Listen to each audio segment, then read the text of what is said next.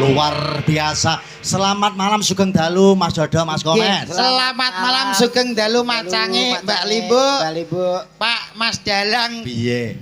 Pripun pawartosipun? Alhamdulillah sehat, seger waras. Sampean berdua ya sehat ya Nggih Mas. pangestunipun jenengan sehat walafiat.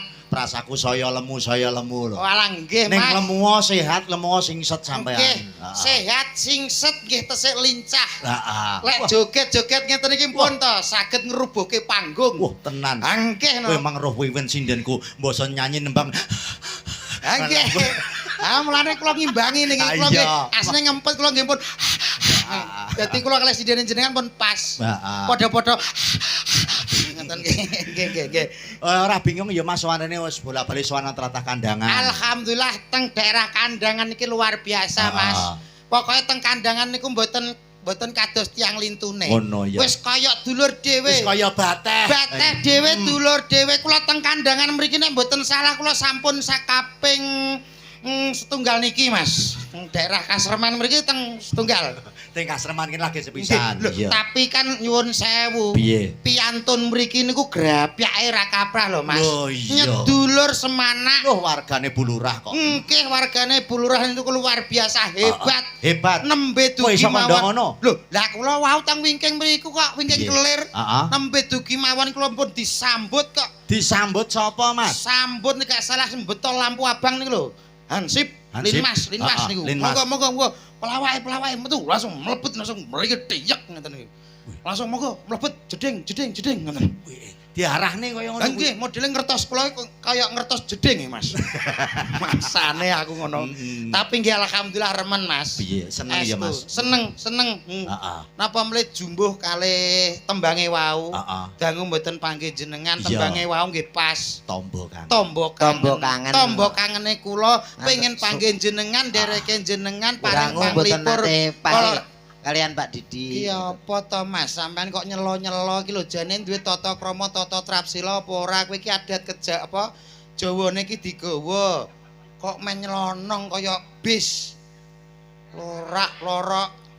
Ya genti-genten ngomongi nganu genti-genten ben gak tupangsun nek ngrungokne ben gak bingung. Nggih ngapuntene lho, kula asine nggih isin wong ditimbali mriki teng dalemipun Ibu Lurah nggih. Heeh, Bu Mujiati. Bu Mujiati. Wis alhamdulillah matur sembah nuwun kalian Bu Mujiati. Ijik nyelone. Bocah kok ora duwe tata trapsila. Sopan santunmu mbok kek endi, Mas? Kowe Jawa apa ora? Aku ngelingno kowe ngono. Ngelingo kok langsung nyeroncol kancane iki maksudmu piye? Ngono kuwi ya gentian ngono lho. Nggih, ngapunten lho Mas Didi nggih. Ancane wong nek mboten ngertos waktu dan situasi nggih ngeten iki.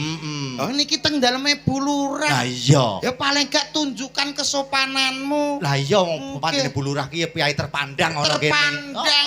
Wargane nggih kathah. Iya. Kathah sing tresno. Heeh. Wong nomor 1 nang desa kene dadi ya ta.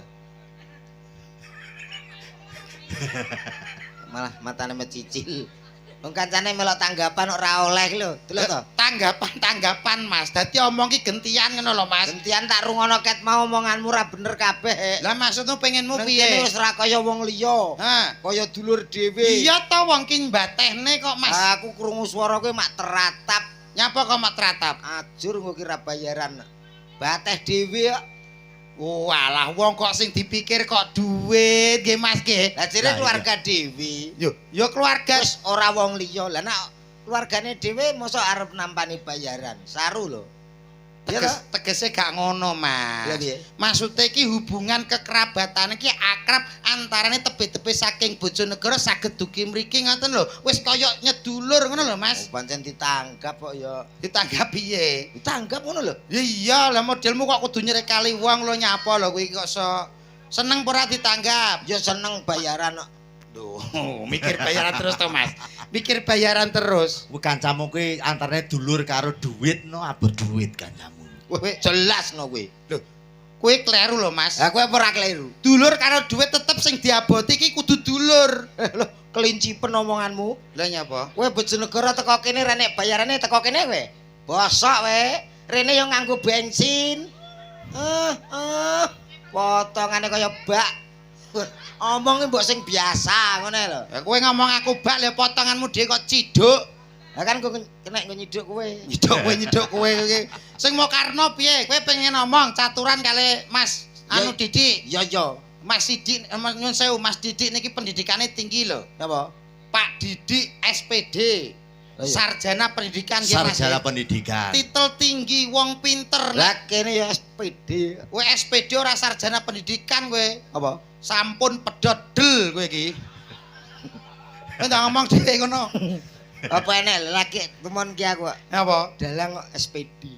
Lho, lah anjen gak masalah to Mas. Umume kan SN ngono kan. Sarjana seni. Sarjana SSN. Iki SPD. Lho, ora apa-apa to Mas. Apa ya kleru Apa ya SPD terus dalang ya apa ya kleru. Apa gak oleh. Nak klirune iki mboten ning kurang linier lah.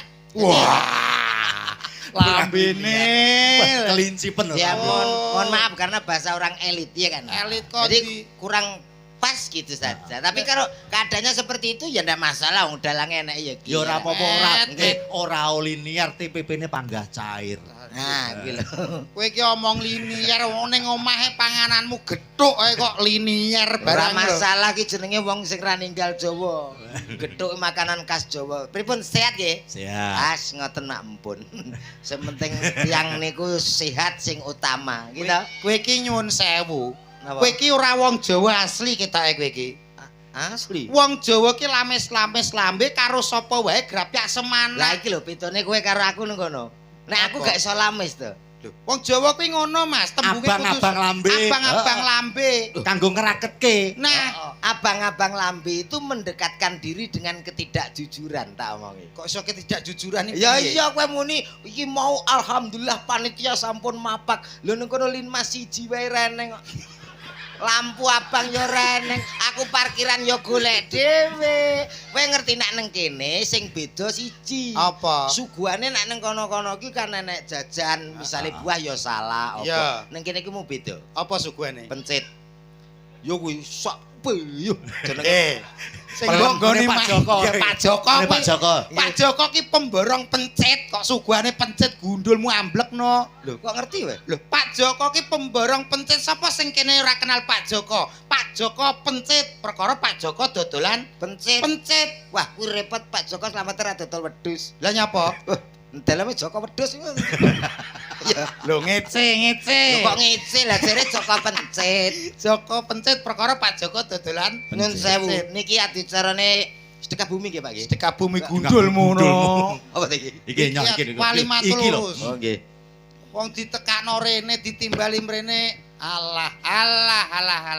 Sekolah TK drop out ya kowe kuwi lho. Napa? Wong maca ki dikai jarak, Mas. Aja kecedhaken, nek kecedhakan ora ketok. Lah, piye wacane piye macane piye? Ayo menikah dengan kowe iki cah kocluk trae kok iso. Ngene lho, Mas. Maca ki ngene lho. kasih Ya jarak. kasih jarak tapi kan Saking senenge nek awakmu karo aku to. heeh. Ora trimo penonton umum. Lah terus Gelodok tangi kabeh. Penonton saka alam barzah. Oke, Bro. Pendukungku kaya ngono lho to. Wes, muga-muga kabeh dadi wong sukses. Amin. Kalah minder deh. Kowe rong duwe sapa-sapa. oh iya. Ya iya, weh tenang. Pendukungmu tangi kabeh sakmono kene. Lho, sakmono kae lho Mas. Lah aku nek kadung muni ngono kuwi. Dadi sing turu-turu ki tangi kabeh. Kuwi kuburan no? Lho, piye to iki? Lah mosok ngono hotel. Apuk sih. Ora ngono, saestu kula mboten ngertos, Mas. Oh, lah matane. Ora dikai info lah, tak kira ku yo Mula kowe sak urunge ngomongi assalamualaikum salam. Iya. Assalamualaikum ya ahli kubur. Lho, Ya, ngono. ya. Lan ugi ingkang teng ndure kuburan. Ngono. Berarti sing kae anu kanca-kanca nom-nom iki Iya. pro karo kowe. Lah kowe golek dhewe kono. Wis ora masalah, wis peken kono ora masalah. Tetep sing ning ngarep iki lho sing pro karo aku. Iki ora wong liya lho, To. Ya piye? Sing delok iki keluargane Pak Lurah karo Bu Lurah tok. Mosok keluargane Pak Lurah Burah sak menten kathahe. Iki keluargane tok. Ayo sing turu-turu digugah, Mbak, anake, Mbak. Lho yo ben wong bocah cilik turu kamu kon gugah kok. Nyuwun sewu bapak-bapak, ibu-ibu ingkang teng ajeng. Assalamualaikum warahmatullahi wabarakatuh. Wis nyauri berarti pro. Alah kuwi umum kok. Umum piye? Umum wong salam ya dijawab ya umum. Cobi Bu, anu Bapak Ibu nyuwun suwantene jenengan nggih. Lek kula hae jenengan halo ngoten nggih. Alah angel iki. Angel piye? Lho, ben kowe ngerti nek aku ki yo ning kene yo akeh pro karo aku. Jajal. Nyuwun sewu sedaya. Hai.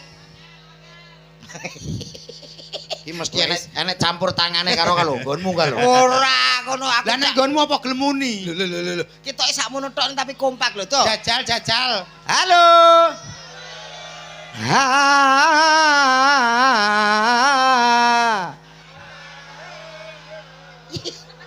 Iki bocah penak iki to. Wis nyauri bernada. Aku sing gregeten siji karo Darmaji lho. Darmaji sapa? Karo ngene. Kaya kenal-kenal wae. Alah anggere tamu andara wis kok so. Lah modele ngece wong. Lah maksamu iki apa ora gelem muni? Iki yo nyauri. Sedaya halo. Isin dek. Tak bunuh diri ya. Apa kok cekak men pikiranku bunuh diri iki lho. Wong kok ora iso gawe wong ki menarik atine awake dhewe ki piye lho ngono. Ben wong-wong tertarik. Iya. Kowe duwe trike. Trike ada no. Carane piye? Penggabungan antara suara, gerak badan gesturnya, dan mimik wajah itu harus ada. Piye contone piye? Bapak-bapak, ibu-ibu, sedaya hai ngono dal kok kaya banci jembatan aku gelem apa ora kaya banci jembatan wis tak percaya aku ya lho matane dhewe kuwi mripate marahi malah matane kancane iki lho kok mripate rada ya anu senyum lambene buka teko kuping no ayo lambe dibuka tekan kuping ya suwek kok so tangane ngene ya terus rada mendak sithik nah terus muni bapak-bapak cempe ora enak angger pro yo ngene iki lho aku gething aku ora apa kono aja urusi sik dang ora diurusi piye ning kuping keri panas sik tak dem-deme sik ya dem kula bocahmu sabar pendemo sabar pendemo gundulmu no kuwi demo lho pengen ngerti lho kale apa dang bapak-bapak ibu-ibu halo ngene pamite jare ayah kerja wis tuwek anak-anak kok ya cek ngene ngene jare tak berangkat ngaten lho Pak ayah kerja ya pamane aku anake ayah kerja ya nak kerja ning kene bae ngene bojone ya kalau mangan iki aku jane sak menit tuwekku ora tau misuh dino iki pengen misuh aku losno asu iki gregeten aku kirek kirek mbek asu ya padha wae lah ya wedhe sak grup modelmu kok ngece wong nyuwun sewu menika diceron nganten nggih sing dados nganten nggih menika putranipun Bu Lurah nggih Mbak Ayu kalih Mas Hamdan ATT Mbak Ayu kalih Mas Agustina iki koclok iki bocah iki Mas Mbak Ayu Agustina. Nah, dadi siji to. Karo Mas Iman Hamdani. Iman po Imam? Iman Hamdani. Hamdani. Apik jenenge Mas. Apik no. Ora kaya anakmu. Apa? Bocah cilik umur 2 tahun mbok jenengno Prundul ki apa? Lah kok ora ngerti sejarah kok. Sejarahe apa? Lho bojoku ki biyen nganggo operasi lho to. Operasi apa? Operasi kaisar. Kaisar gundulmu sesar. Yo sesar. Wong meteng ki sesar. Heeh, mula hati-hati. Wong Jawa aja ninggal Jawane. Jarene mbah-mbahku biyen, Pak. Nek bojomu meteng le, aja nutupi bolongan apa wae. Lah, kula ki lali. Dadi nek bojone meteng ora oleh nutupi bolongan apa wae. Bolongan apa wae. Lailane ngoten, Mas. Ha iki tikus kok riwa-riwi nang kamar, tak delok pojokane tak tutup ngono. Lah kok iso bojoku nglairno ki kangelan. Wis sulit, wis nek ngedeni 6 minggu. Wah, dadi sik to ngeden 6 minggu. Ngeden 6 minggu ki berarti apa mbok cor ngono to piye bojomu ki? Kuwi bojoku apa bojomu to? Bojomu. Lah yo kuwi bojoku kok kowe bingung lho. Bape ngedene 2 tahun, bape. Lho, tapi kuwi gak umum, Mas. Lacen bojoku ki gak umum. Wong kuwi ya tak tutup ora tak umumno. Umpama tak umumno tak ngono lho. Ha bojoku ngomoten 6 dina kita. Ayo Bu berusaha Bu. Heeh, berusaha ngono gak metu-metu. Wis bismillahirrahmanirrahim tak jenakno Prundul aku ngono. Akhire metu. Lahir tapi percaya kan putih kowe Cina ya ra. Putih apa ndase korengen tok ning kok kene ndase. Wis mari. Oh, wis mari berarti. Mari timbang anakmu. Lah ulu. Ula-ula gundulmu no. Wis ireng krungu ndang tok Allah. Ya anakku lho cerdas. Lah anakku cah polos kok. Polos potoke nyeplos kuwi. Tenan Mas iki tenan. Kowe nyek polos potoke nyeplos iki gundul. Lah umume bocah cilik krungu musik. Le, joget le. Anakku ya terus ngene lho. Kuwi kaya anak iki krungu. Anake dadak Kalau wong ora. Tapi lek anak niki parah, Mas. parah piye? Kudune bocah kan diwaris sopan santun, omongan sing sopan. Mboten anak niki. Wong bapake teko tek iki langsung anake muni ya, Mas. Piye anake? Ayah anjay. Ora apa-apa. Lah nyapa? Ini keluargaku tak losno ngono. Mula dongaku ra akeh to. Dongamu apa? Kanggo kaya nganteni muga-muga ndang cepet duwe momongan, gadah putra. Dadi putra sing sugih. Wis ngono tok. Anakku ya ngono. Wis muga-muga dadi wong sugih le. Aku dongaku ra akeh. Dadi wong piye? Sugih. Ya, niki jane bener, Mas. Tapi kurang bener. Kurang bener. Kowe nek sugih tok, kuwi malah urung patek penting, Mas. Urung sugih ora penting. Loh, sing penting iki nyuwun sewu lek zaman era modern sekarang itu yang diutamakan adalah pinter. Muga-muga mantene duwe anak sing pinter. Muga-muga dadi sugih. Muga-muga anake pinter. Sing mirsani mugi-mugi sugih Allahumma. Mugi-mugi sugih. Seneng dek. Kowe kok ketok kabeh botohmu kabeh iki to. Botohku kabeh ben kowe minder kok. Ya ta, ayo. Mugi-mugi sedaya dadi wong pinter. Ora sing jawab. Wong pancen penting sugih kok. Ya penting. Jenengan pinter sugih no. Penting sugih napa pinter? Aku. Nggih. Aku wong pinter. Pinter. Iso ndalang ki minangka Mas Didi ki pinter SPD gelare. Korban kedua. So korban kedua lho. Ayo penting sugih. Lek sugih nek gak pinter. Lah sakniki nek wong pinter tok ora sugih. Sing nganggap sampean ki sapa nek gak wong sugih? Wong pinter tok. Ora iso. Ape dibayar nganggo apa? Laptop. Iki logika, Mas. Hae siluman gonggo. Panggil aku Alvin. Alvin kaya koral nek Alvin. Wis bener kowe ngomong sugih ki penting. Bener no. Malah penting wong pinter to, Mas. Pentingnya piye? Kowe sugih sundul langit donyamu gedhe donyamu akeh. Tapi nek kowe ora pinter kowe dihapusi wong sak donya entek donyamu, Mas kowe. Hapus ana los. Sedina ping 3 hapus ana. Saiki dihapusi sesuk aku jek duwe sugih kok. Piye Mas ki, Mas? Tulungi, Mas. Tulung apa klelep kowe? Lho. Maksudnya ki iwangi bantah ngono lho. Kowe nek pinter tok ora sugih tok ora pinter, ora iso ngelola dhuwitmu, suwe-suwe dhuwitmu entek, melarat. Kan suwe, iya ta? Iya. Enek kata-kata suwe-suwe. Lah kuwi iso mbegetak taun lho to. Suwe-suwe, cek suwe. Sing penting sugih sik. Lho. Bocah iki kok kemelelet dina iki. Saiki tak takoni kowe ndek anak cilik sekolah ki tujuane apa nek gak pengen pinter? Ora. Lho, kowe anakmu. Lah anakmu mau sekolahno mben piye? Ya mben padha karo kancane ngono tok. Esuk nek kegiatan seragam adus, kowe pinter tak tapuki lho aku. Aja pinter, penting sugih. Pak Modin, tulungi Pak Modin. Bakal dongak. Ya.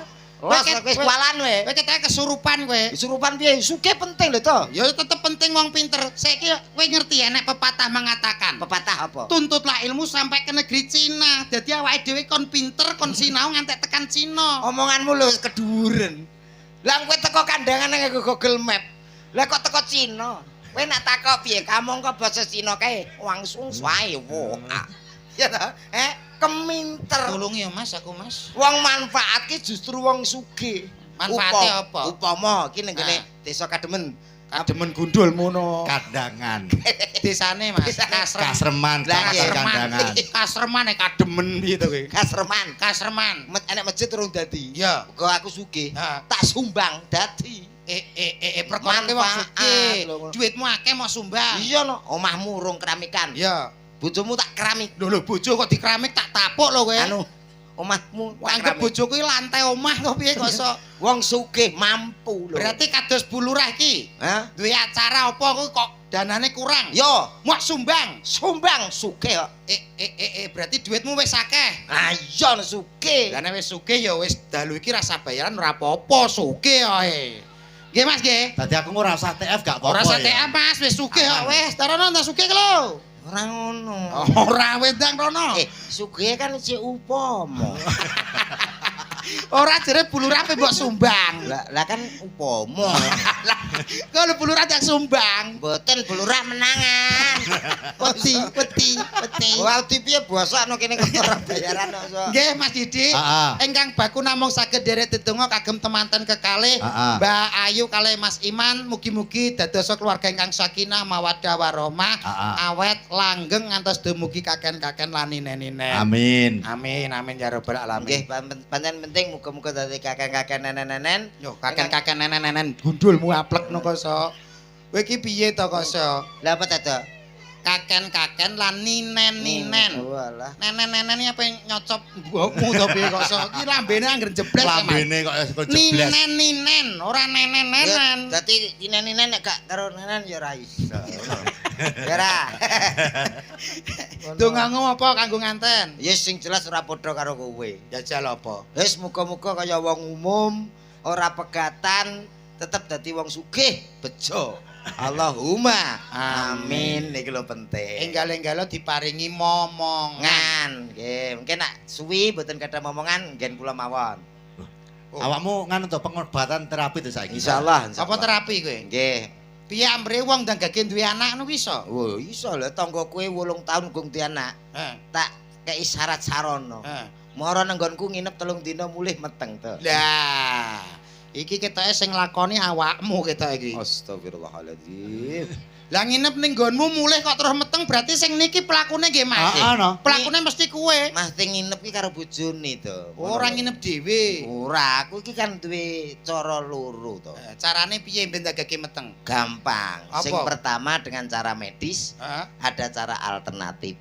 Loro. Nek secara medis ki piye? Medis ki ya konsultasi nang kedokteran. Mungkin bisa dikasih obat penyubur dan lain sebagainya. Penggunaan obat-obatan penyubur. Lah, ngono. Dicek kandungane. Kuwi nek medis. Medis. Lah nek secara alternatif. Alternatif bisa diurutno. Oh dipijet. Aja lho. Nganggo minyak. Pijet terapi ngono kae. Terapi. Bentang subur. Ben subur. Alah ora masuk. Lah maksudnya diurutno ki piye? Diurutno, kowe sik apa dalange sik, apa aku sik kenek, sing dingko lagi endi sing nepaki. Lah insyaallah meteng to. Lho, ngono lho. Kuwi gak bojo dinggi bancaan to Mas kuwi. Lah ya kok diurutne iki kocrok kok. Diurutno berarti wong lanange akeh ngono gentenan ngono. Sing penting duwe anak. Bocah ki sesat tenan kowe iki. Anak ki minangka hoyote rumah tangga. Oh iya tapi diratani wong akeh celuk. Lah iya. Lambemu Ora apik. Ayo nyanyi kanggo ngantene. Kok moh piye tak siane nyun sewu nggih Mas nggih. Nggih suka parisuka dalu niki menika ngaturke sembah nuwun dumateng Bulura sampun nimbali kula sakloron. Ayo tak siarno kok pojokan nyanyi kanggo nganten kekalih Mbak Ayu kalih Mas Iman. Iman. Bismillahirrahmanirrahim. Inna lillahi wa inna ilaihi. Malah medeni kancane. Botomu ora trima lho. Ya ora trima lho, kowe nyeluk penyanyi kaya nyeluk mayit e. Lah kudune piye? Yo. Suarane penak kok. Kembali tim Jimat punya cerita. Ngono kan itu. Iki kaya radio horor, Mas. Radio horor. Radio horor. Sing menggema. Jack Sedruwa. Wah. Enak. Isone napa niki? Sidor Rekoso gundulmu ngono. Son kok Sidor Rekoso. Jack Sedruwa. Wah. Bapak-bapak, ibu-ibu. Selamat malam semuanya. Ya. Selamat menikmati hidangan yang ada. Di Kok di gitu. Ada yo dada ngono. Di sana sudah ada buah semangka, belimbing, dan juga ada buah jeruk. Jeruk. Eko kok jer ki eko botole. Eko syariah, Mas.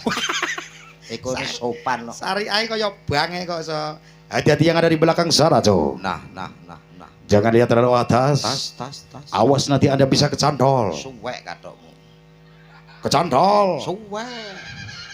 Ndak kita tua puk lho iki sapa to? Ya ben to kok so. Kowe iki kok frigis men to nyapa to. Aku iki ngono ku lho. Iki tegese seneng ngono lho Mas. Syukurane latah lah. Hati-hati yang di bawah situ. Tuh. Jangan duduk terlalu bawah. Wah. Awas nanti kalau ada ulo luwo. Telusur. Siapa wo? Iya. Aku njogo lah aku wo. Tapi ya ora masalah wong perkara wo. Lah lho kok mbok baleni iki omong cara gak boleh. Oh, iya. Ayo langsung tak siapkan. Baik, tentunya malam hari malam yang sangat istimewa. Saiki malah medeni. Nyapa to? Itu rumah apa no aku? Nyanyi kanggo ngantene Mbak Ayu karo Mas Iman. Ngono lho. Nang antena. Baik, tak panggilin binatang tamu yang satu ini, Jo. Bintang tamu yang satu ini, artis yang berkirut ini. Berikut ini, artis yang sudah sangat tercemar di mana-mana. Salah kok urut lho. Iya. Terkenal Di mana-mana di dunia maupun di akhirat, Co. Yo kita kasih lemparan batu batako, Co.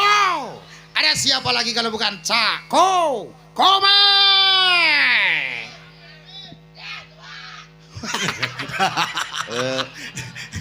Saya tak ada isak. Gak boleh. Fanku. Fanmu kuwi. Waduh, kayak kucing ya.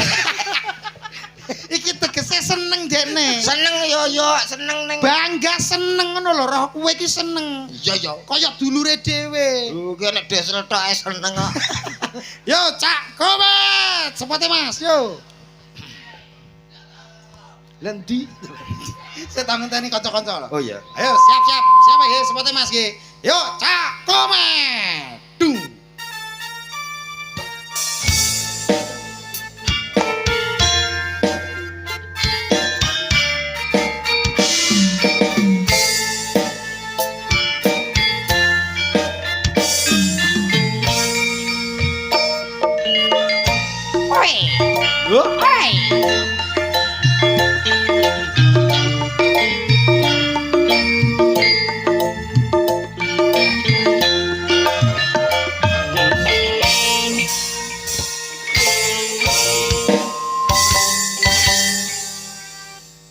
Spesial untuk kedua mempelai Mbak Ayu Agustina dan juga ada Mas Iman. Sebuah lagu dari Bang Haji Rhoma Irama. Ada sebuah lagu apa ya? Duh, kok apa ya iki lho sing cethane piye ngayo ngono to. Istri Saleha sak pira Mas? Ah, iki lho sip iki. Setiap keindahan. Tepuk tangannya mana Bapak Ibu? Perhiasan terindah hanya istri saleha.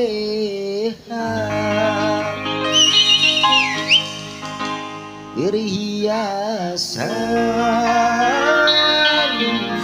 terindah. Apa besok ngono kok jere ayah kerja. Wis to bahas anak kowe aku isin jane kok. Anak ning omah mbok. Namun yang paling indah di antara semua hanya istri saleha.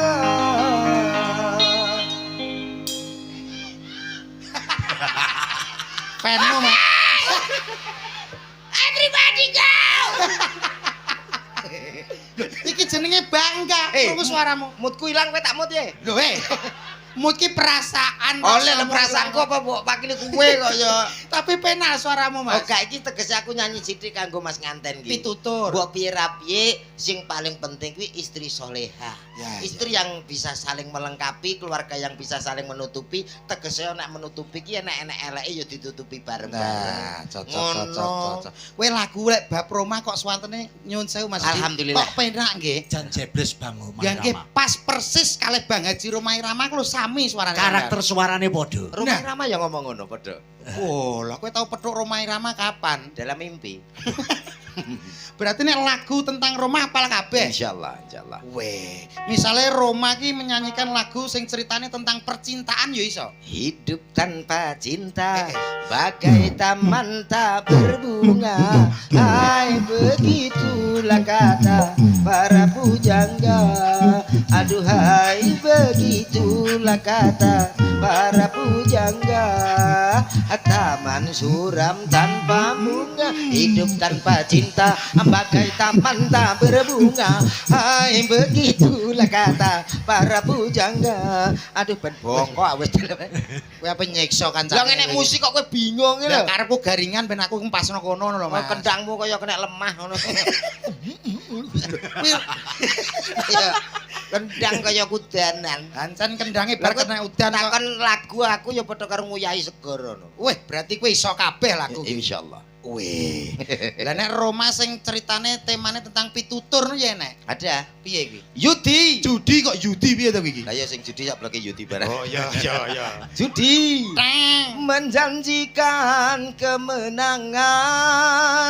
Judi. Menjanjikan kekayaan. Bokong.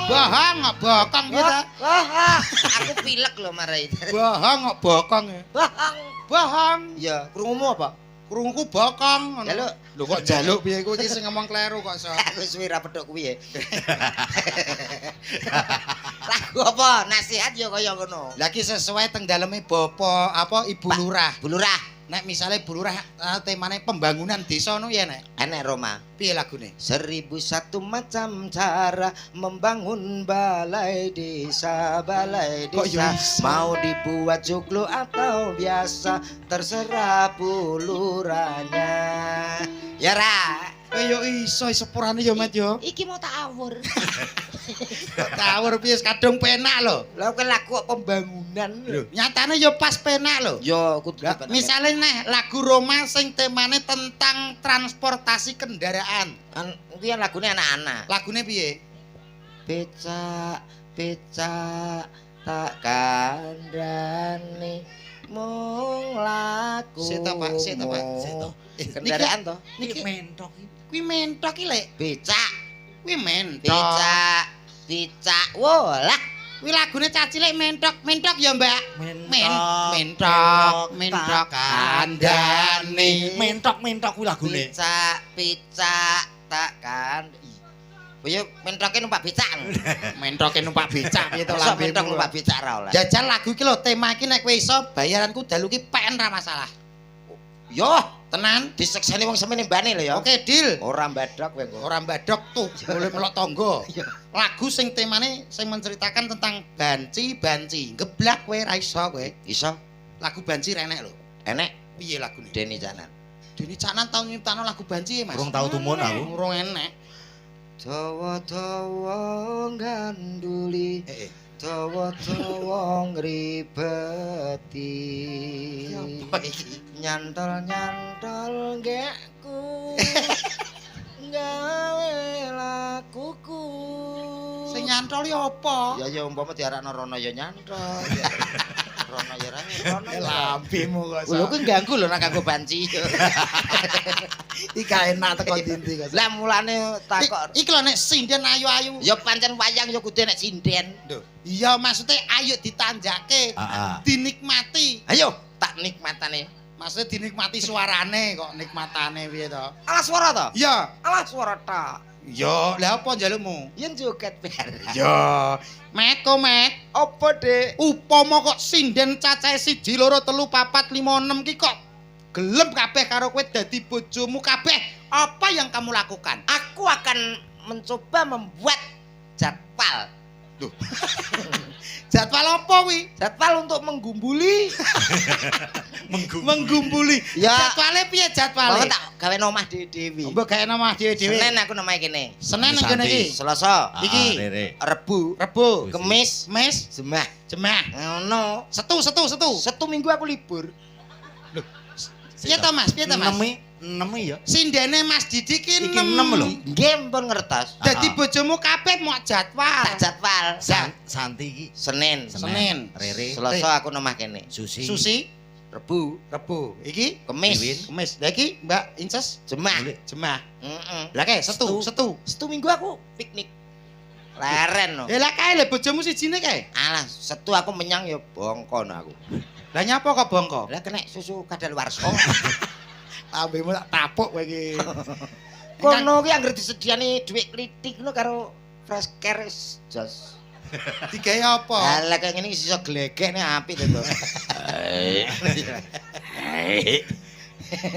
Ditanjake ingkang pundi riyen Mas iki? Monggo manut. Apa Susi kena. Oke, Mbak Susi, ya. Heeh. Ya katuran jumeneng menika wonten Diajeng Ayu Susi. Cas yo Nuswantara. Cas yo Nuswantara.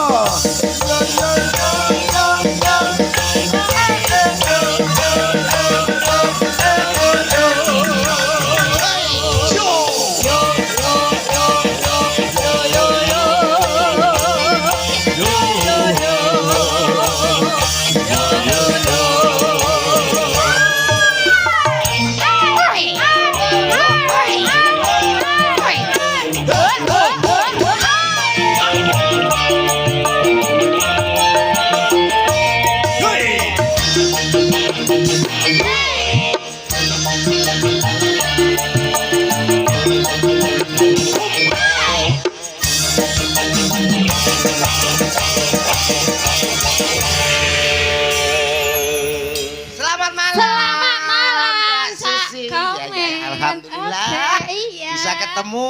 Iya. Senajan selama tidak ketemu ya. Iya, betul. Oke. Ini ada acaranya adalah mantenan. Paling tidak sebelum menyanyi mendoakan apa? Mendoakan yang terbaik buat yang Iki lho mantan. grup apa? Ini menunjukkan bahwa kita berdua itu semangat. Semangat 45. Semangat. Kok iso mendul-mendul dhewe iki lho urusane apa kowe iki kok iso Ah,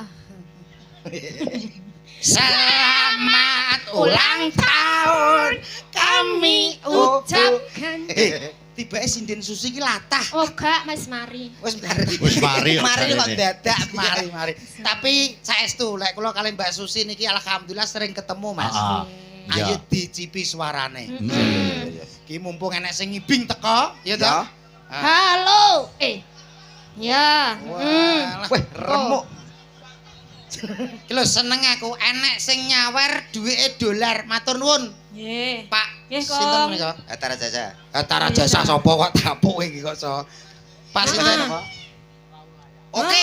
Angel aku ra iso wi prau layar. Wah, Prau layar sing angel wi ngene lho. lagune. Mak Anglia numpak Sik, Tok. rondo Baik kempeng. iki apal prau layar niku pripun Sing to pripun tembake? jajal? sing pertamane piye ta Pak lali aku. Pertamane piye? Kang liat numpak prau layar Oke. ing dina Minggu. Kek pariwisata. Wisata. Oke meling terus. Anglia. Alon praune wis nengah. Iya. Oh, ada Pakde Marwoto. Jeluk, jelak. Dijelok iki mak jeluk. Kene sing nyanyi aku mambu naga to. Bul. Oke. Dipinangkani mawon nggih. Nggih. Prau layar nggih, Pak. Nggih. Madhepe mriko Pak kersane ke syuting. Prau layar. Nah. Tonet Korea, teng. Ayo Mas. Aku iki Kuwi tambal ban tukang tambal ban kuwi mah. Iya. Mak centit.